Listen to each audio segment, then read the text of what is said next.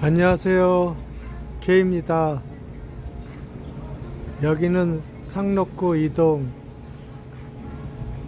제가 낙찰받았던 상가 앞이에요. 1층에 이 마트 자리 약 70평 정도를 2016년 3월에 제가 차순위로 신고해서 낙찰을 받았습니다. 이게 참 잊지 못할 제 낙찰 사례예요. 가장 수익도 많이 저한테 안겨줬었고, 또 입찰하기 전부터 많은 고민도 했고, 이것을 입찰할 것인지 말 것인지 물건 선정에서부터 고민을 상당히 많이 하고 아주 많이 고민했어요. 현장도 많이 나와보고, 또 이게 물건 자체가 나중에 이제 제가 서류를 보고 사무실에서 말씀을 드리겠지만, 이게 사회행위도 서너 번 있었고 법적으로도 이런저런 좀 문제들이 있었고, 그냥 서류상 보기에는 상당히 접근하기가 좀 약간 좀 난해한 그런 물건이었기 때문에 일반 사람들이 좀 꺼려하는 그런 물건이었습니다. 근데 제가 봤을 때는 다 그런 사회 행위들도 다 정리가 된 상태였기 때문에 결국엔 입찰에 참여하게 됐고, 그래서 결국엔 차순위를 신고를 해서 결국엔 낙찰에 성공을 하게 됐습니다. 그래서 또 제가 낙찰받은 것 중에 가장 많은 수익을 저한테 안겨줘서 효자 물건이에요.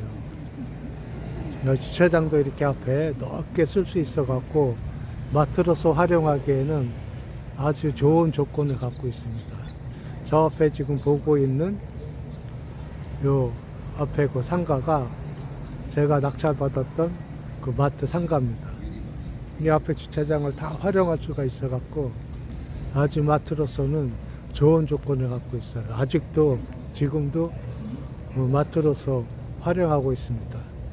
그때 제가 낙찰받았을 때 그때 그 이름 그때 제가 소유하고 있었을 때 그때 이름 그 마트는 아니지만 아직도 어쨌든 마트로 사용하고 있어요.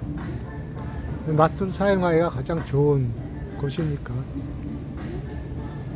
계속 마트로 사용하고 있는 것 같아요. 저 건너편 보면 아파트 단지들이 좀 큰 세대들이 있습니다. 저 뒤쪽으로도 쫙 아파트 세대예요. 그리고 저쪽 반대편 건너쪽 보면 원룸들, 오피스텔들 이런 것들이 많이 포진되어 있습니다. 그래서 또 1, 2인 가구들도 많이 여기 상주에 있고, 또 4호선 한대역이 저쪽으로 가면 한 500m 정도 되고 한대역이에요. 여기는 이제 상업지역이고, 그래서 먹자들, 이런 술집들, 음식점들, 커피숍, 이런 것들, 노래방, 미용 이런 것들도 여기 쫙 또 포진되어 있고, 여기서 중요한 거는 이게 이제 사후에 이거를 또 어떻게 매도 전략으로 어떻게 매도를 하고, 중간 그 매도하기 전에 어떻게 또 임대차와 그런 과정들이 어떻게 또 진행되고, 어떻게 제가 또 유도하고, 어떻게 매도까지 해서 그 수익률을 500%까지 냈는지 그 과정을 또 자세하게 사무실에서 설명해 드리도록 하겠습니다. 감사합니다.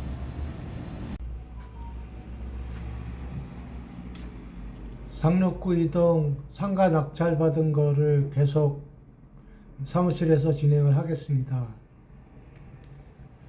제가 이 상록구 이동 물건을 처음 검색을 하고 관심을 갖기 시작하면서 내가 이거를 입찰을 해봐야 되겠다라고 생각을 하면서 한 5번 이상을 입찰 전에 임장을 했던 것 같아요. 하면서 이 마트 상황을 지금 상가 상황을 그때 이제 마트를 운영 중이었다가 잠시 좀 이게 잠시인지 운영 중이었는데 영업을 안 하고 있더라고요. 그 샷다가 내려진 상태인데 안에 물건들은 있고 잠시 이제 좀 휴업 같은 그런 상태로 현장 상태가 그런 상태였어요. 그리고 이제 주변 상가들도 이제 좀 돌아보고 또 주변 뭐 아파트들 뭐 주변 또 상가들이 뭐가 포진되어 있는지 또 주변에 이런 사람들이 어느 정도 또 많이 또 움직이고 있는지 또 사람들이 얼마나 많이 또 그쪽을 다니고 있는지 또 앞에 또 있는 마트에 사람들은 또 얼마나 많이 또 그 마트를 이용하고 있는지 이용하고 있는 사람들이 또 연령대는 어떤지 또 어느 시간대에 많이 이용하고 있는지 또 예를 들어서 제가 낙찰을 받았을 때 이걸 마트 말고 다른 거를 할 경우에 뭐 식당이라든가 뭐 여러 가지 일반 무슨 뭐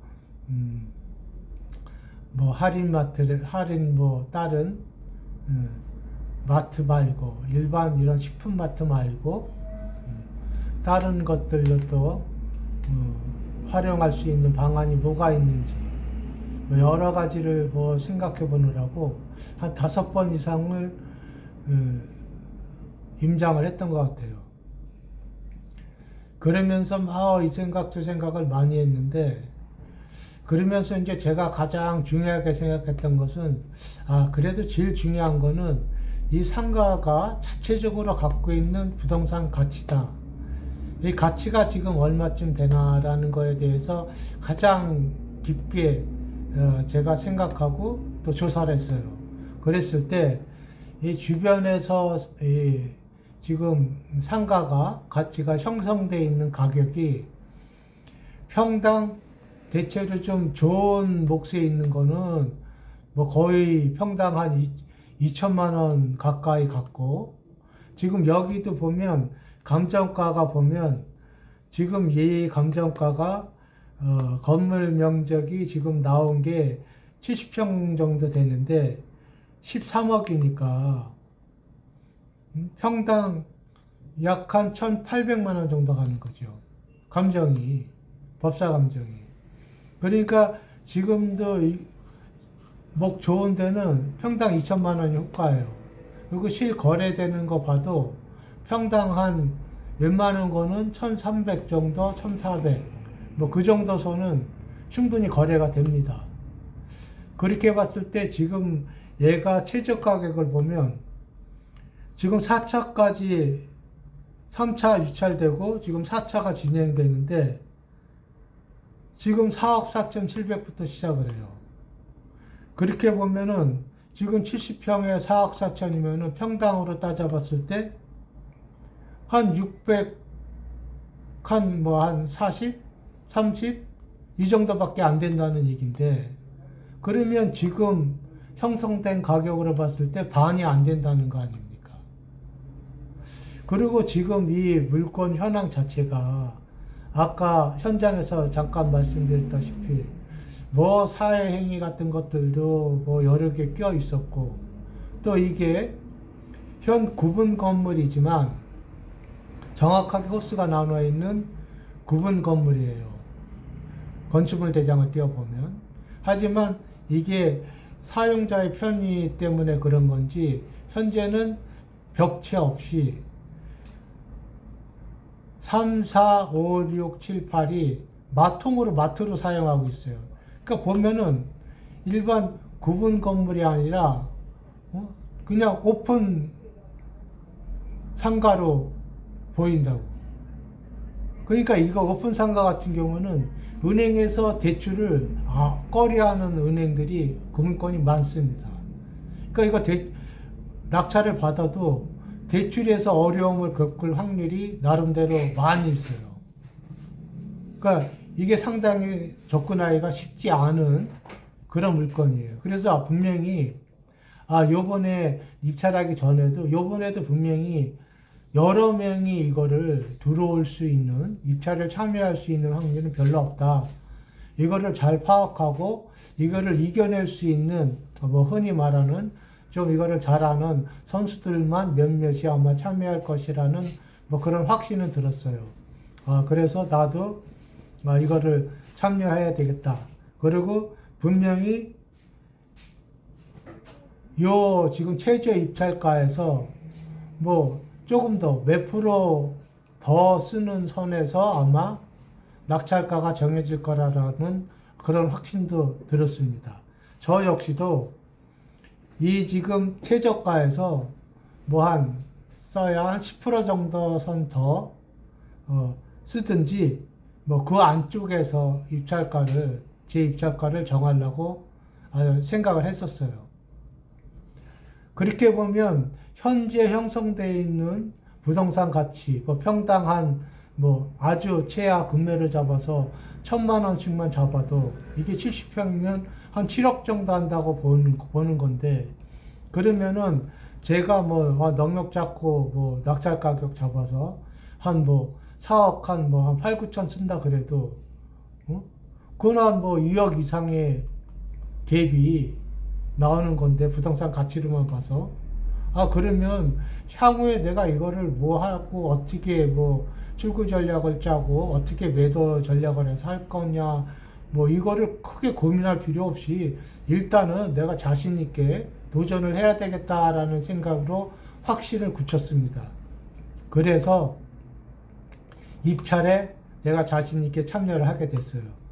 그래서 2016년 3월 31일 날 제가 입찰에 참여를 했습니다.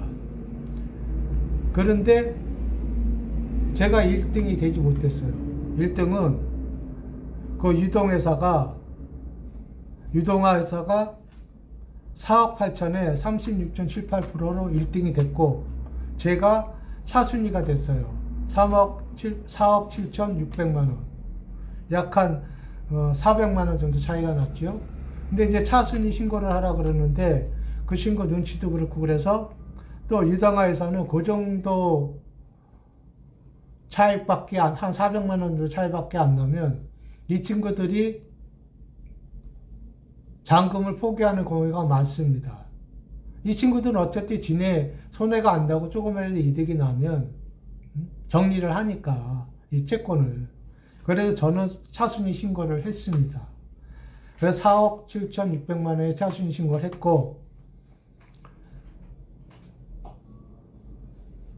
그래서 5월 26일 날, 2016년 5월 26일 날 차순위 매각 허가 결정을 받았어요. 이 친구들이 당연히 잔금을 안 냈고 해서 그 5월 26일 날 차순위 매각 허가 결정을 받고, 2016년 6월 21일 날 소유권 이전을 제가 받았습니다. 그 소유권 이전을 받고 나서 매일 하루에 두세 번씩 제가 그 낙찰받은 상가에 갔어요. 그래서 이거를 어떻게 할 건지 계속 상가 주변도 다녀보고, 좀 멀리도 내가 주변도 돌아다녀보고, 이것을 어떻게 하는 게 좋을 건지 매일 두세 번씩 하면서 이런 경우의 수 저런 경우의 수도 생각해 보면서 집중하고 연구하고 했습니다. 그렇게 한 3, 4일 정도가 지났나? 그 연락이 왔어요. 갑자기 모르는 번호에. 그런데 자기가 마트를 하고 싶은데 잘 만나자는 겁니다. 근데 제가 거절했어요. 왜 거절했냐면 이 친구들이 이전에 사회양하고 이런 친구들하고 연결된 친구들 같아서 질이 안 좋은 친구들 같았어요.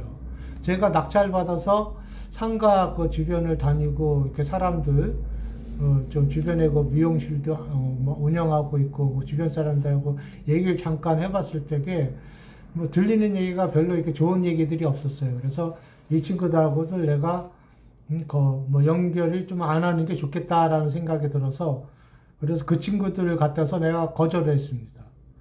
그런데 또 한 이틀 후에 또 연락이 왔어요. 아, 꼭 한 번만, 꼭 한 번만 일단은 만나자는 거예요. 그래도 제가 또 거절을 했습니다. 연결을 안 하려고. 그러고 났는데 그 다음 날인가 그 상가에 4층에 교회가 있는데 그 교회 목사님한테 연락이 왔어요. 근데 거기 마트 하겠다는 친구들이 성남에서 마트를 크게 여러 군데 하는 친구들인데 그렇게 나쁜 친구들 아니다. 괜찮다. 한번 만나봐 줬으면 좋겠다라고 해서 제가 만났습니다.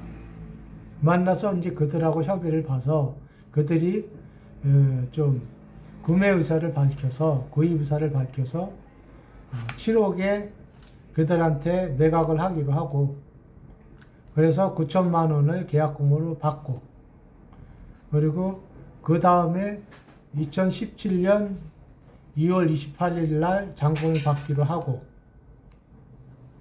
그 대신 그 안에 이제 지네들이 이걸 사용을 하겠다고 해서 이제 사용 수익하는 그런 사용료로 매월 350만 원의 사용 수익료를 받기로 하고 계약을 했습니다. 그런데 이제 그 친구들이 2017년 그 잔금 날에 잔금 이행을 못했어요. 그래서 그날 9천만 원 이제 받아놓은 것도 있지만 그거를 3천만 원을 더 받고 1억 2천에 350으로 해서 임대차 계약으로 전환을 합니다. 그래서 1억 2천에 350만 원의 임대차 계약으로 그냥 확정을 하고 그러고 나서 그해 2017년 11월 달에 매각을 합니다. 이제 다른데 수익률이 좋으니까. 그래서 이제 정확한 금액을 얼마에 매각했다라고 말씀드리긴 어렵고 약 한 8억에서 9억 사이에 이제 매각을 했습니다.